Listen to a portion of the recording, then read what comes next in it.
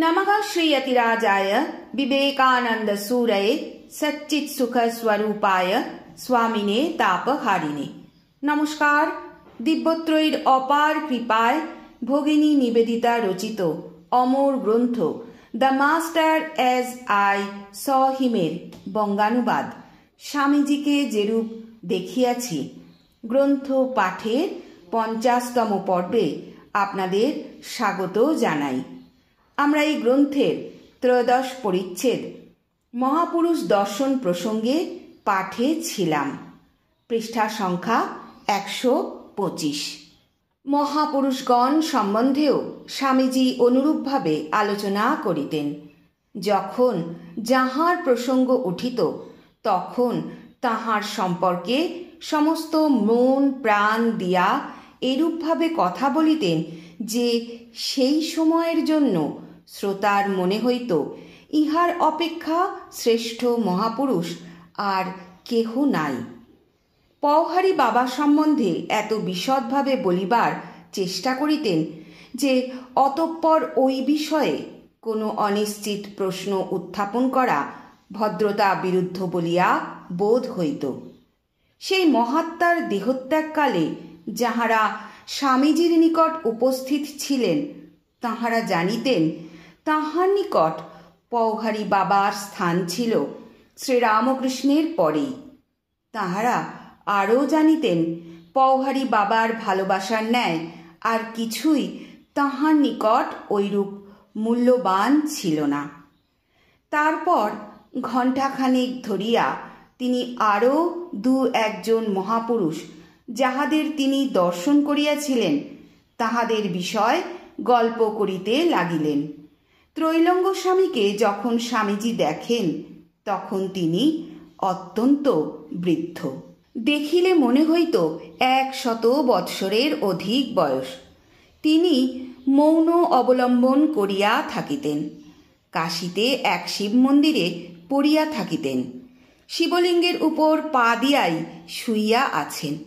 হঠাৎ দেখিলে মনে হইবে পাগল, কিন্তু দর্শকগণের মধ্যে কাহারও কোনো প্রশ্ন থাকিলে লিখিয়া দিতে বাধা ছিল না এবং খেয়াল হইলে তিনি কোনো প্রশ্নের উত্তর সংস্কৃতে লিখিয়া দিতেন।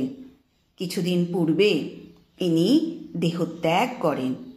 স্বামীজি যখন রঘুনাথ দাসের আশ্রমে উপনীত হন তখন 2 মাস হইল উক্ত মহাপুরুষের দেহত্যাগ হইয়াছে। প্রথমে তিনি ব্রিটিশ সৈন্য বিভাগে কার্য করিতেন এবং শিবির রক্ষক প্রহরীর কার্যে সৎ ও বিশ্বাসী কর্মচারী হিসাবে উপরিতন কর্মচারীগণের বিশেষ স্নেহভাজন ছিলেন। এই রূপে দিন যায়। এমন সময় এক রাত্রে তিনি দেখিতে পাইলেন একদল লোক রাম নাম সংকীর্তন করিতে করিতে চলিয়াছে।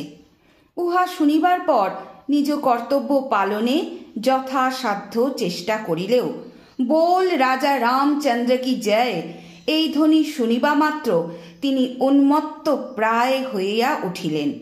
নিজের অস্ত্রশস্ত্র ও সৈনিকের পরিচ্ছদ ছুঁড়িয়া ফেলিয়া তিনি সংকীর্তনে যোগ দিলেন। কিছুকাল এইরূপে চলিবার পর অবশেষে কর্নেল সাহেবের নিকট তাহার নামে অভিযোগ গেল। কর্নেল রঘুনাথ দাসকে ডাকিয়া পাঠাইলেন এবং জিজ্ঞাসা করিলেন ওই সকল সংবাদ সত্য কিনা এবং উহার শাস্তি তাহার জানা আছে কিনা। রঘুনাথ উত্তর দিলেন, হ্যাঁ, তাহার জানা আছে। বন্দুকের গুলিতে প্রাণ যাইবে। কর্নেল বলিলেন, দেখো, এবারের মতো তোমায় ক্ষমা করলাম। যাও, আমি এ কথা কাউকে বলবো না, কিন্তু যদি আবার এরূপ হয় তবে তোমার শাস্তি অনিবার্য। সেই রাত্রেই আবার রঘুনাথ শুনিলেন রামনাম সংকীর্তনের দল কীর্তন করিতে করিতে চলিয়াছে। তিনি যথাসাধ্য চেষ্টা করিলেন, কিন্তু সে আকর্ষণ অদম্য। অবশেষে সব কিছু ছুঁড়িয়া ফেলিয়া তিনি সারা রাত্রি সংকীর্তন দলের সহিত অতিবাহিত করিলেন। এদিকে রঘুনাথ দাসের উপর কর্নেলের এত দূর আস্থা যে তাহাকে নিজ মুখে অপরাধ স্বীকার করিতে শুনিয়াও তাহার বিরুদ্ধে কিছু বিশ্বাস করা তাহার পক্ষে কঠিন। সুতরাং ব্যাপারটি সচক্ষে দেখিবার জন্য তিনি রাত্রিকালে সৈন্য শিবিরে উপস্থিত হইলেন। দেখিলেন রঘুনাথ নিজ স্থানে দণ্ডায়মান এবং তাহার সহিত যথাযথ 3 বার সংকেত বাক্য আদান প্রদান করিলেন। নিশ্চিন্ত বোধ করিয়া কর্নেল নিজ আবাসে প্রত্যাবর্তন করিয়া নিদ্রা গেলেন। প্রাতঃকালে রঘুনাথ দাস আসিলেন নিজের অপরাধ জ্ঞাপন করিয়া অস্ত্র শস্ত্র সমর্পণ পূর্বক দণ্ড গ্রহণের উদ্দেশ্যে, কিন্তু তাহার বিবরণ কর্নেল শুনিলেন না। তিনি নিজে যাহা দেখিয়া ও শুনিয়া আসিয়াছেন তাহাই বর্ণনা করিলেন।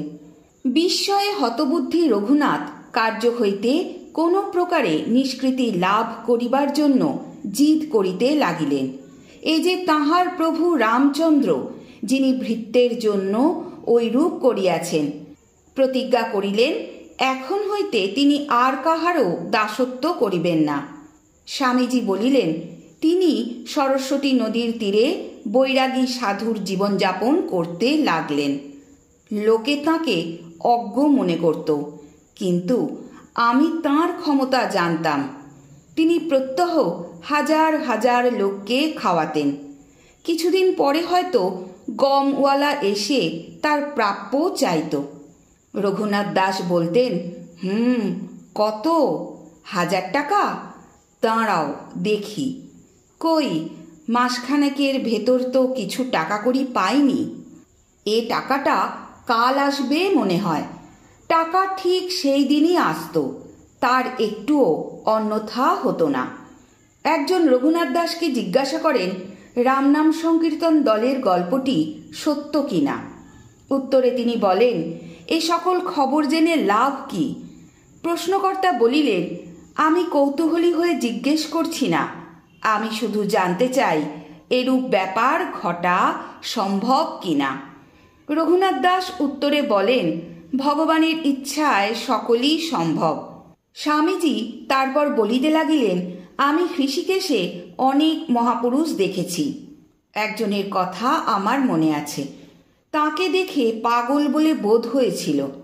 তিনি উলঙ্গ হয়ে রাস্তা দিয়ে আসছিলেন, আর কতকগুলো ছেলে তার পিছু পিছু পাথর ছুঁড়তে ছুঁড়তে আসছিল।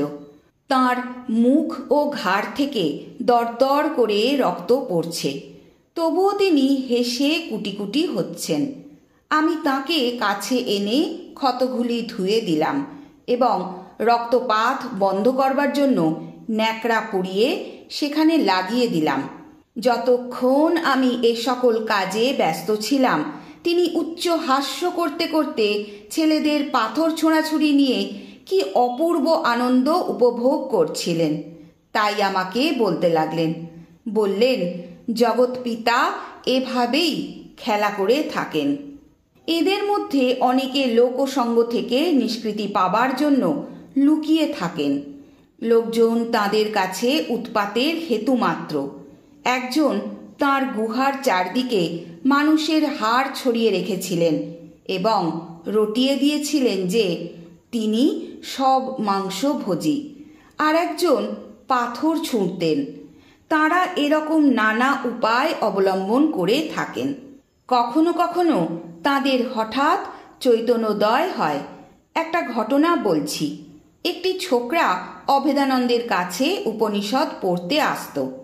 একদিন সে জিজ্ঞেস করল, মশায়, এসব কি বাস্তবিকই সত্য? অভেদানন্দ বলেন, নিশ্চয়ই। এ সকল অবস্থা লাভ করা শক্ত হতে পারে, কিন্তু এসব নিশ্চয়ই সত্য। পরদিনই সেই বালক নগ্ন সন্ন্যাসীর বেশে মৌনব্রত অবলম্বন করে কেদারনাথ দর্শনে যাত্রা করল। তার কি হলো জিজ্ঞেস করছো? সে মৌনী হয়ে গেল।